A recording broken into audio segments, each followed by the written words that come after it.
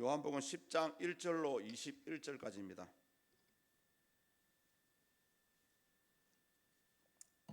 조금 길지만은 다 같이 한번 우리 교독하도록 하겠습니다. 요한복음 10장 1절로 21절까지입니다. 내가 진실로 진실로 너희에게 이르노니 문을 통하여 양의 우리에 들어가지 아니하고 다른 데로 넘어가는 자는 절도며 강도요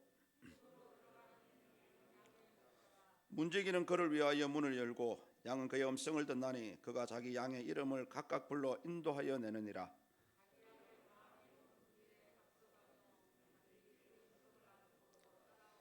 타인의 음성은 알지 못하는 고로 타인을 따르지 아니하고 도리어 도망하느니라.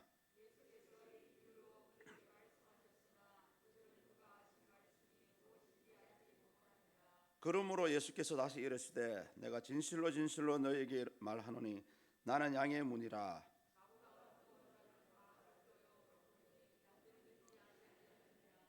내가 문이니 누구든지 나로 말미암아 들어가면 구원을 받고 또는 들어가며 나오며 꼴을 얻으리라.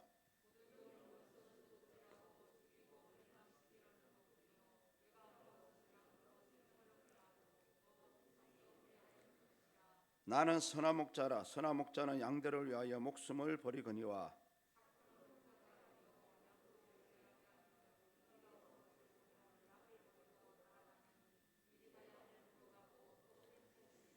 달아나는 것은 그가 삭군인 까닭에 양을 돌보지 아니함이니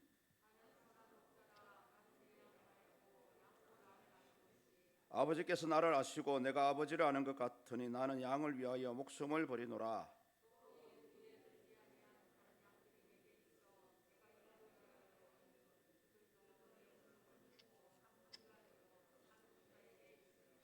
내가 내 목숨을 버리는 것은 그것을 내가 다시 얻기 위함이니 이로 말미암아 아버지께서 나를 사랑하시느니라.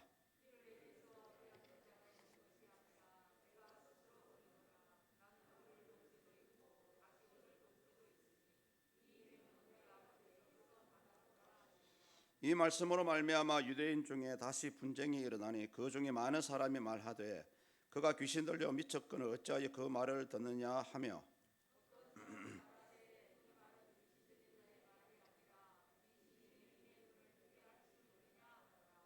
아멘. 할렐루야. 반갑고 축복합니다. 오늘 하루도 승리하셨습니다. 이제 본문은 양과 목자의 관계를 가지고 예수님께서 당신의 사역을 소개하는 그런 부분입니다. 자신을 양의 문이라고 얘기하셨고요.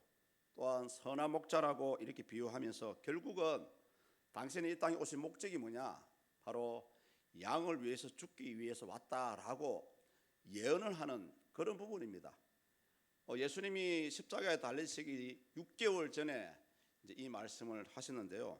결국은 이런 예수님의 그 어떤 정확한 사역을 말씀하셨음에도 불구하고 그 당시 많은 사람들이 이 예수님의 말씀을 이해를 하지 못했다는 것입니다.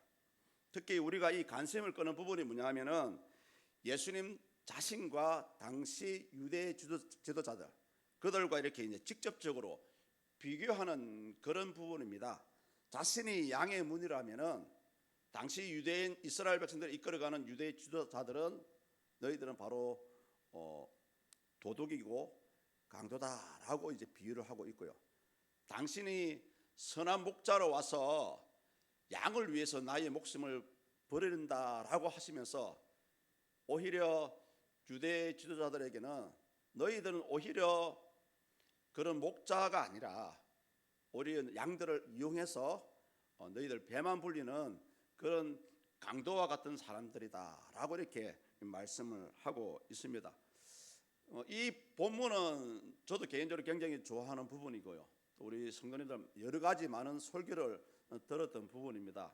근데 그래도 오늘 우리가 이 부분에서 꼭 한 가지 생각해 봐야 될 부분을 저는 이제 가지고 왔어요. 그것은 뭐냐면은 과연 유대 지도자들과 같이 또는 당시에 그 삭군을 구분하지 못하는 그 당시의 백성들처럼 과연 현재 우리도 이들과 같은 영적인 소경, 그리고 영적인 소경과 같은 그런 삶을 살고 있느냐라는 그런 질문을 한번 해보게 됩니다.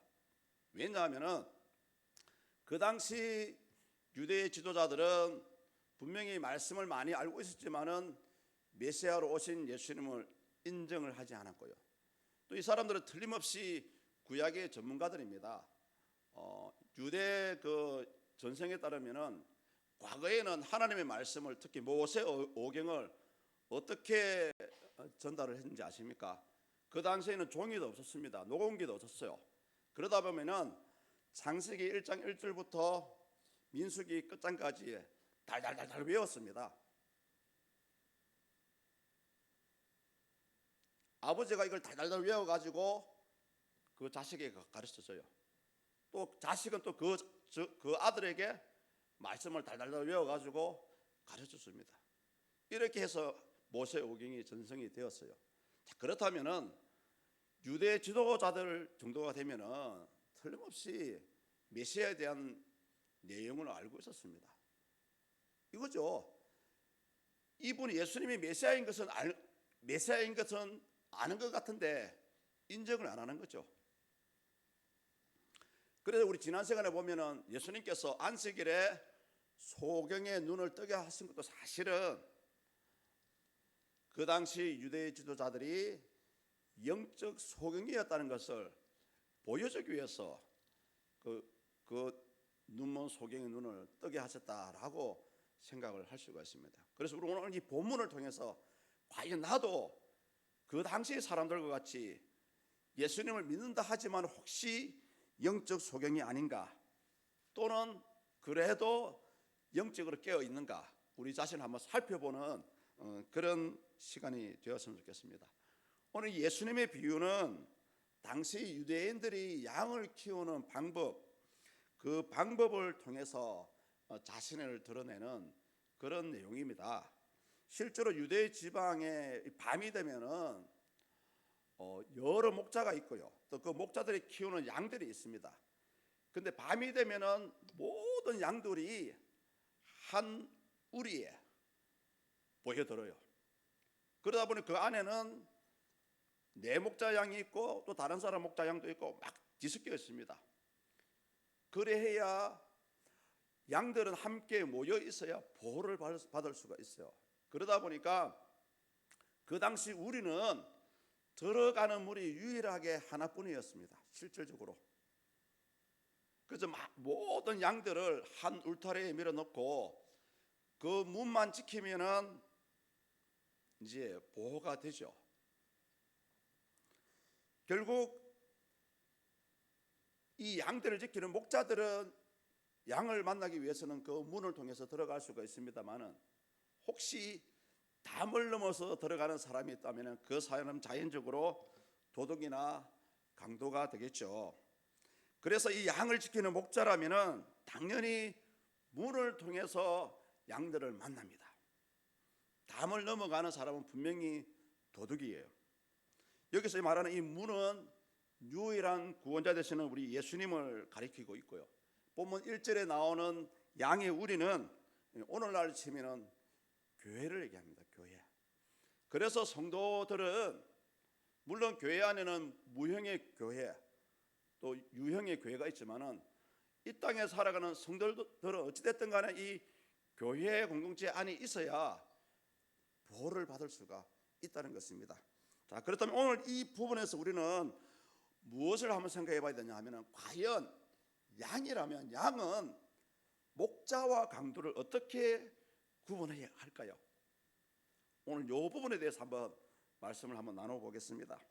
당시 양은 자기 목자의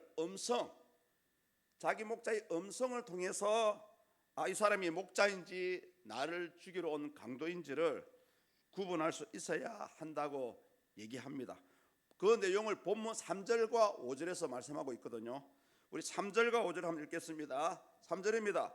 문지기는 그를 위하여 문을 열고 양은 그의 음성을 듣나니 그가 자기 양의 이름을 각각 불러 인도하여 내느니라.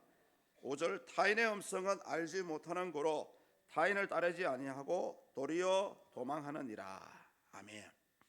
당시 양의 우리 안에는 여러 목자들의 양들이 뒤섞여 있습니다. 그런데 이제 날이 밝고 그 다음날 아침이 되면은 여러 목자들이 각각 자기 양의 이름을 불러요. 근데 여러분 신기한 것은요, 양들이 자기의 목자의 음성을 알아듣는다고 합니다. 그래서 자기 목자가 있는 곳으로 막 이렇게 모여들어요. 이제 간혹 가다가 착각해서 다른 목자를 따라가는 양도 어쩌다 보면 있대요. 근데 이제 가다 보면은 그 다른 목자의 음성을 듣고 내 목자가 아니구나 하면은 이제 도망가는 거죠. 흩어져 버립니다. 실질적으로 그렇게 이제 양을 키운다고 합니다. 이 본문 그 방금 읽었던 3절에서 음성을 듣는다라는 그런 말씀이 있죠.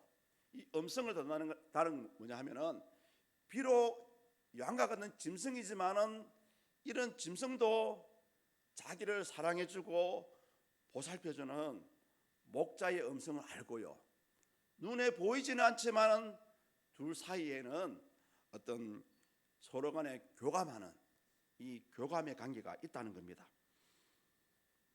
실제로 당시 목자들은 자기 양이 아무리 숫자가 많아도요, 수백 마리가 있어도 다 그 양들의 이름을 알고요, 그 양들의 특징을 알고 세세하게 알고 있는다라고 얘기합니다. 이 부분에서 우리 예수님도 마찬가지입니다. 우리 예수님도 여러분의 삶의 형편을 모르시는 것 같기도 하고 그렇게 열심히 도와달라고 기도해도 응답이 없는 것 같은데, 사실은 우리 예수님은 우리 성도님들의 각 살아가는 삶의 형편이라든지 기도의 형편들을 다 알고 있다는 거죠. 오늘날도 마찬가지입니다. 우리가 이 목자와 양의 관계를 통해서 우리가 알 수 있는 것은 사역자와 성도 간의 관계, 또 아울러서 교회 안에서 중직자와 일반 성도와의 관계도 마치 양과 목자가 교감하듯이 이런 서로 간에 교감하는 교제가 있어야 됩니다. 또 이 교제를 통해서 진짜 서로의 마음속에 있는 걸 터놓고 대화할 수 있어야 합니다. 이것이 진짜 여러분 양과 목자의 관계예요. 여러분들이 하나님께 은밀한 중에 기도하시는 것도 어떻게 보면 하나님이 목자가 되시고 여러분은 양이 되는 거예요. 교회 안에서 성도 간의 관계도 마찬가지입니다. 뭐 누가 앞서고 뒤서고는 없어요. 똑같습니다. 다만 하나님의 교회를 위해서 다만 직분을 주시는 거예요. 그 차이지 절대적으로 차별되고 구분되는 건 없어요. 교회 공동체 안에서도 마찬가지입니다. 우리가 보고만 해서 진짜 한 형제요 자매라면은 마음을 터놓고 서로의 생각을 얘기할 수 있어야 됩니다. 여러분 멀리 볼 필요도 없어요. 실질적으로 형제 간의 사이를 한번 생각해 보시면 됩니다. 물론 가족 간에도 친한 사이가 있고 좀 덜 친한 사이가 있긴 있지만은 그래도 내 가족이기 때문에 허심탄회하게 마음 편안하게 대화를 할 수 있지 않습니까? 오늘 예수님께서 당신을 목자라 하시고 당신을 따르는 무리를 양이라 하신 것도 바로 그런 것이고요. 그래서 우리 교회 공동체 안에 서로고 한 사람이 목자라면 한 사람은 양과 같이 서로가 교감할 수가 있어야 됩니다. 3절을 보십시오. 3절의 말씀을 대로요, 오로지 목자의 음성만 듣고 따라가는 이 양의 수성과 같이 우리가 신자라면은, 진짜 믿음이 있는 자라면은 예수님의 말씀만 듣고 따라가야 됩니다. 오늘 많은 사람들이 실족하고요, 많은 사람들이 교회를 떠나는 이유가 뭐냐 하면은 예수님이 주시는 말씀을 듣지 않고 자꾸 옆에 있는 사람의 말을 들으려 하다 보니까 자꾸 멸망으로 빠지는 거예요. 자꾸 자기 마음대로 교회 안에서도 살아가려 하다 보니까 결국은 낙심하기도 하고요, 결국은 소외돼서 스스로 그냥 떠나버리는 겁니다. 또 우리가 예수님을 따라가는 양이라면은 진짜 예수님께 나와가지고 내 마음속에 있는 진짜 이 무거운 짐을 전적으로 맡길 수 있어야 합니다. 왜냐하면은 우리 예수님은 여러분의 소원을 가장 완전하고 안전하고 적절하신 방법으로 당신의 백성들을 인도해 가시는 것입니다. 그래서 우리가 교회 안에 와가지고 예수님께 우리의 근심과 걱정을 맡기는 가장 일반적인 방법은 기도죠. 제가 여기서 말하는 기도는 하루 일과를 제껴놓고 무조건 365일 24시간 기도하라고 얘기하는 거 아닙니다. 예배를 통해서 나와서 주님께 기도할 때에 온전히 하나님, 나의 무거운 짐을 주께 맡겨드립니다, 그렇게 기도하고 가는 거예요. 그래서 이 사무엘 선지자도, 구약에 보면은 사무엘 선지자도 오히려 기도를 통해서 하나님께 이 무거운 짐을 맡기지 않는 것을 죄라고 얘기합니다. 당시 하나님은 이 유대 지도자들에게도 택한 이스라엘 백성들을 맡겨주셨습니다. 그러나 그 당시 유대 지도자들은 오히려 백성들의 안위를 무시하고 오히려 자기들의 배만 채우기에 바빴습니다. 실질적으로. 다음으로 우리 양은 행동을 통해서요, 행동을 통해서 목자와 강도를 구분할 수 있다라고 성경은 얘기합니다. 본문 10절입니다. 우리 다 같이 한번 읽습니다. 도둑이 오는 것은 도둑질하고 죽이고 멸망시키려는 것뿐이요, 내가 온 것은 양으로 생명을 얻게 하고 더 풍성히 얻게 하려는 것이라. 아멘. 예. 이 구절은 도둑이 오는 목적과 함께 목자가 자기 양에게 오는 목적을 동시에 말씀하고 있는 부분이죠. 여기서 말하는 도둑은 무엇입니까? 직접적으로는 예수님 당시에 유대 지도자들인 바리새인과 서기관들을 가리키는 말씀입니다. 당시 유대 지도자들은 백성을 위한답시고 오히려 백성들이 자기들의 말을 절대적으로 복종하도록 하는 그런 어떤 제도적인 장치를 만들어 놓았습니다.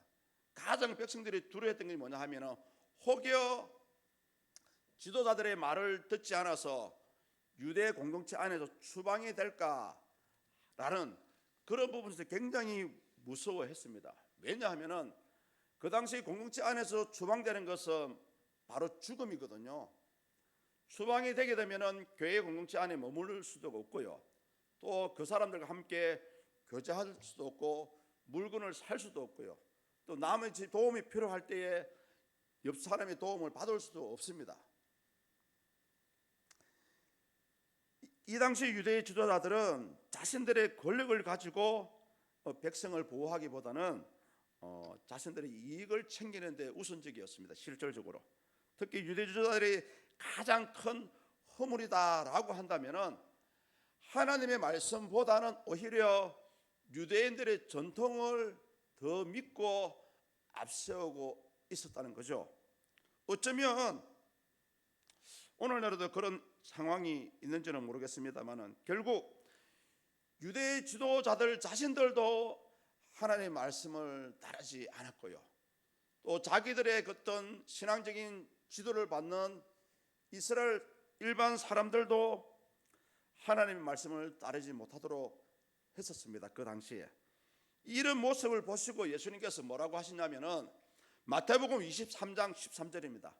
이 마태복음 23장 13절에 보시면은 유대 지도자들을 예수님께서 평가하시는 그런 부분이 나와요. 화 있을진저 외식하는 서기관들과 바리새인들이여, 너희는 천국 문을 사람들 앞에서 닫고 너희도 들어가지 않고 들어가려 하는 자도 들어가지 못하게 하는도다. 이것이 당시 도적들이 하는 모습들이었습니다. 반면에 목자는 어떻습니까? 도덕과는 확실히 반대되는 행동을 하고 있죠. 생명을 얻게 하고 더 풍성히 얻게 하려 하심이라. 이 말씀대로 예수님은 이 땅에 오신 목적이 결국은 저와 여러분들에게 영원한 생명, 영생을 위해서 또 구원하기 위해서 오셨고요, 또 한 가지는 뭐냐 하면은 이 땅에서 삶을 살아가는데 예수 그리스도 안에서 만족함을 주시기 위해서 오셨다는 거죠. 그래서 많은 분들이 이 신앙과 삶을 자꾸 구분하려고 합니다. 아니에요. 우리 예수 믿는 사람들의 신앙은 절대적으로 우리의 삶과 연결이 되어 있습니다.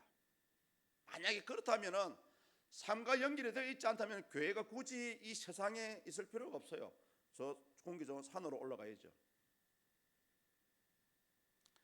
그래서 오늘날 우리 교회 공동체 안에서 이런 목자와 같은 역할을 해줄 수 있는 분들이 우리 교회 안에도 참 많아야 됩니다. 아선자라고 생각하시는 분들은 자기보다 못한 사람, 일반 우리 신자들을 돌아봐야 할 책임과 의무가 있습니다. 많은 분들이 그걸 놓치고 있어요. 내만 잘 믿고 내만 잘 되면 되지. 아니에요. 그들을 위해서 기도해 주고요, 또 그들이 바르게 신앙생활을 할 수 있도록 격려하고 또 위로하고 때로는 말씀을 가지고 가르쳐 줘야 됩니다.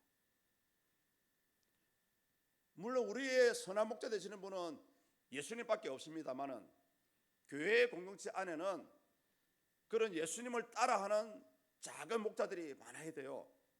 로마서 12장 15절에서 이 말씀을 하고 있습니다. 즐거워하는 자들과 함께 즐거워하고 우는 자들과 함께 울라. 이제 마지막으로 양이라면은 이 목자와 강도를 어떻게 구분할 수 있느냐? 바로 최종 관심사. 목자라는 사람이 또는 강도라는 사람이 가지고 있는 관심사, 최종 관심사를 통해서 이 사람이 목자구나, 이 사람이 강도구나 라는 것을 알 수가 있어요. 본문 11절과 12절 말씀입니다. 우리 다 같이 읽습니다. 나는 선한 목자라. 선한 목자는 양들을 위하여 목숨을 버리거니와 삭구는 목자가 아니요 양도 제 양이 아니라 이리가 오는 것을 보면 양을 버리고 달아나니 이리가 양을 물어가고 또 해치느니라. 아멘. 앞서 우리 예수님은 당신을 양의 문이라 하셨고요, 또 이 부분에서는 이제 선한 목자라 말씀하시면서 나는 이제 죽으러 왔다라고 얘기하시죠. 이 본문에서 이 선하다는 말은 원문에서는 뭐라 그랬냐면은 모든 면에서 흠잡을 것이 없다는 그런 뜻을 가지고 있습니다. 구약의 성경을 보시면은 이 목자에 대해서 여러 가지를 많이 비유하는데요, 목자는 뭐냐면은 양을 인도하고요, 또 양을 안내하고 다스리고요, 보호하고 양육하는 것을 목자라고 얘기합니다. 특히 예수님께서 자신을 선한 목자라 하시는 것은 양들을 위해서 모든 것을 희생하겠다, 내가 가지고 있는 생명까지도 이들을 위해서 주겠다라는 그런 마음으로 말씀을 하고 계십니다. 실제적으로 예수님은 이 말씀대로 실천을 하셨습니다. 또 그렇게 살아가셨어요. 무엇보다 하나님의 아들임에도 불구하고 진짜 지고지순한 그런 신분임에도 불구하고 우리 예수님은 마치 비천한 종과 같이 자발적으로 십자가를 지셨어요. 십자가의 죽음을 맞이하셨습니다. 우리가 예수님을 사랑한다면서 항상 예수님을 좋은 부분만 보려 하면 안 됩니다. 예수님께서 십자가를 왜 지셨는가, 그런 부분을 많은 분들이 놓쳐요. 당연히 나를 위해서 십자가를 지셔야지, 아주 당연하듯이 그렇게 생각합니다. 그렇게 생각하는 사람들은 예수님의 십자가의 사랑이 귀한 줄을 모르는 거예요. 이처럼 예수님은 죄인을 위해서 자발적으로 죽으신 사실을 가르쳐서 바울은 이 로마서 5장 8절에서 뭐라 하냐면은 그것이 바로 사랑이다라고 얘기합니다. 우리가 아직 죄인 되었을 때에 그리스도께서 우리를 위하여 죽으심으로 하나님께서 우리에 대한 자기의 사랑을 확정하셨느니라. 저는 이 말씀을 준비하면서 과연 오늘을 살아가는 우리 교회 공동체 안에, 또 우리 안동서문 교회 공동체 안에 가장 필요한 것이 뭘까라고 생각을 해보니까요, 진짜 교회 안에서는 예수님의 십자가의 사랑과 같이 사랑과 헌신이라고 생각합니다. 누군가의 헌신이 없다면, 또 누군가의 사랑이 없다면 과연 이 교회 공동체가 세워져 갈 수 있었을까? 굳이 제가 이런 말씀을 안 드려도 우리 서문의 성도님들은 오랫동안 주님의 몸된 교회를 위해서 알게 모르게 헌신해 오셨습니다. 바로 여러분들의 그런 눈에 보이지 않는 헌신과 눈물과 기도와 섬김을 통해서 이 서문의 공동체가 오늘 이 시간까지 와 있는 거예요. 그래서 교회 안에 가장 필요한 것은 과거에도 그렇고 지금도 마찬가지고요. 주님의 사랑과 헌신이 없다면 교회 공동체는 진짜 아주 삭막한 사막과 같은 그런 분위기가 아닐까라고 생각을 되어집니다. 이때까지 잘 해오셨지만 앞으로도 우리 성도님들은 변함없이 주님의 사랑과 헌신을 베푸는 그런 작은 목자의 삶을 살아갈 수 있기를 축복합니다. 그런데 여러분, 중요한 것은 뭐냐면 싹군을 한번 볼까요? 이 본문에서 말하는 싹군은 뭐냐면 헬라어로 미스도토스라 그렇게 읽습니다. 뜻은 뭐냐면 주인이 아니라 돈 때문에 고용되어 일하는 사람을 싹군이라고 얘기합니다. 앞에 가면 사복음서 있죠. 품꾼. 이들은 외형적으로는 교회의 리더 자리에 있습니다. 교회의 리더 자리에 있지만은 참 목자가 아니에요. 왜 그런지 아십니까? 이 사람들의 관심사는 뭐냐 하면은 오로지 관심사는 사람의 영혼에 없습니다. 영혼 구원에 관심이 없어요. 오로지 자신들이 받아야 될, 챙겨야 될 물질, 이 물질에만 관심이 있었기 때문에 예수님은 그 당시 바리새인과 서기관들을 가리켜서 너희들이 진짜 싹군이다라고 말씀을 하셨습니다. 그리고 우리가 양이라면은 이런 사람들의 관심사가 무엇인지 딱 들어보면은 이 사람은 진짜 양을 위해서 온 목자구나. 진짜 이 사람은 예수님처럼 자기의 목숨과 헌신하기 위해서 왔구나라고 생각을 할 수가 있고요. 영혼 구원에 관심이 없는 모든 리더들은 오늘 예수님은 싹군이라고 이렇게 정의를 내리고 있습니다. 실질적으로 그 당시 유대 지도자들도 진짜 싹군과 같이 절도요, 그런 강도의 삶을 살아왔었어요. 그 당시 이스라엘을 지배하는 나라는 로마였지만요, 유대인 백성들, 일반 백성들의 피를 빨아먹는 모기와 같은 존재들은 그 당시 유대 지도자들이었습니다. 그렇습니다. 사랑하는 성도님들, 양은 음성과 행동과 그런 관심사를 통해서 그 사람이 목자인지 양인지 알아야 됩니다. 구분할 수 있어야 됩니다. 말세를 가면 갈수록 더 그래요. 그래서 우리가 하나님 보내신 목자인지 싹군인지를 구분하기 위해서는, 그래서 여러분 우리 성도님들도 영적으로 깨어있어야 됩니다. 영적으로 구분할 수 있는 분별력이 있어요. 분별력이 필요합니다. 특히 우리 하나님은 오늘 본문의 말씀대로 분명히 양이 내 목자인지 싹군인지를 구분할 수 있는 방법을 가르쳐 주셨습니다. 바로 주어진 말씀이에요. 오늘 우리 한국교회를 보면 여러분, 어느 교회라고 얘기는 못하겠습니다만 가만히 보면은 뻔히 눈에 보여요. 말씀이 비추어봤을 때 분명히 싹군인 것 같은데도 불구하고 그냥 알면서도 같이 따라가는 거예요. 성도님들, 제가 한 말씀 드리겠습니다.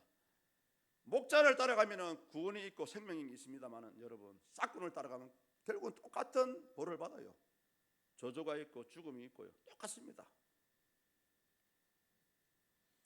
그래서 오늘을 살아가는 우리 성도님들도 그래서 주어진 말씀을 통해서 분별할 줄 알아야 됩니다.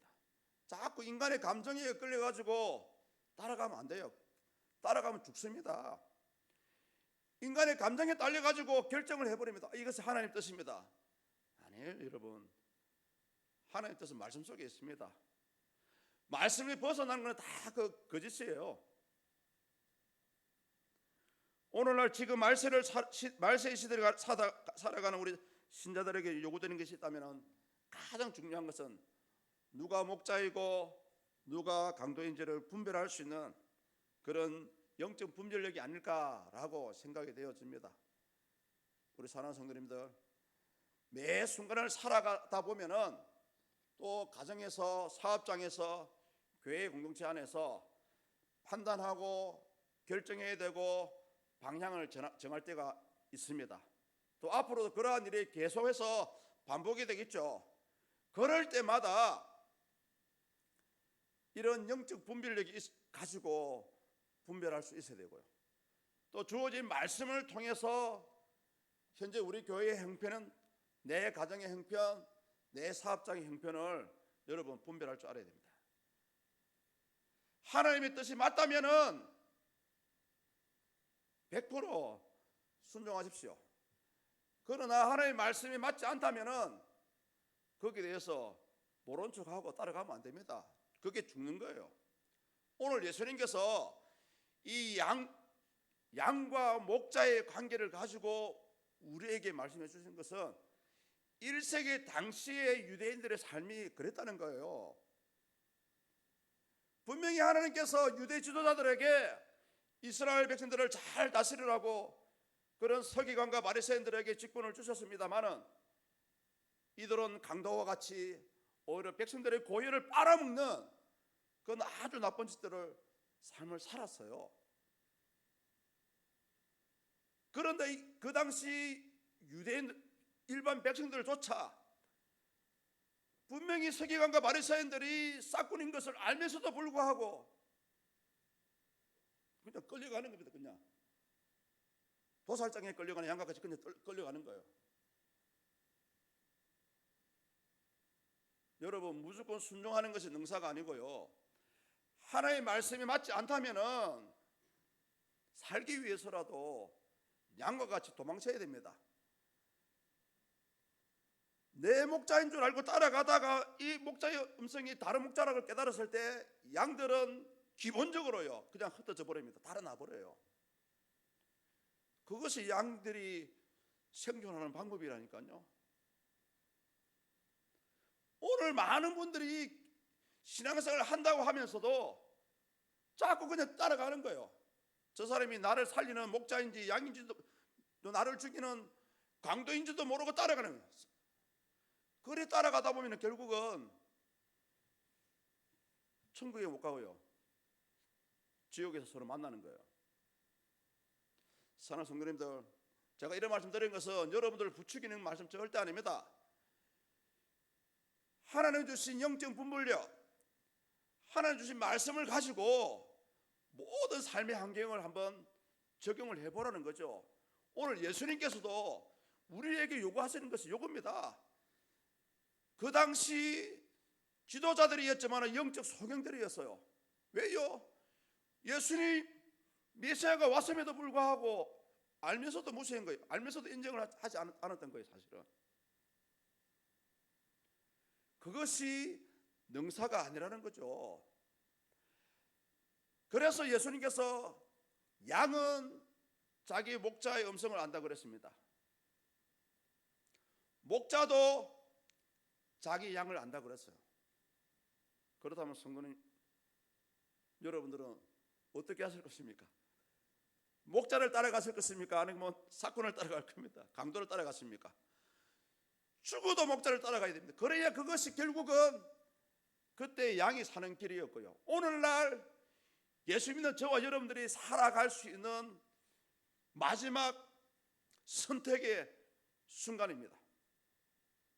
이제 말씀을 마무리합니다. 아무쪼록 주어진 말씀을 통해서 또는 하나님 주신 지혜와 그런 영적 분별력을 가지고 매 순간순간마다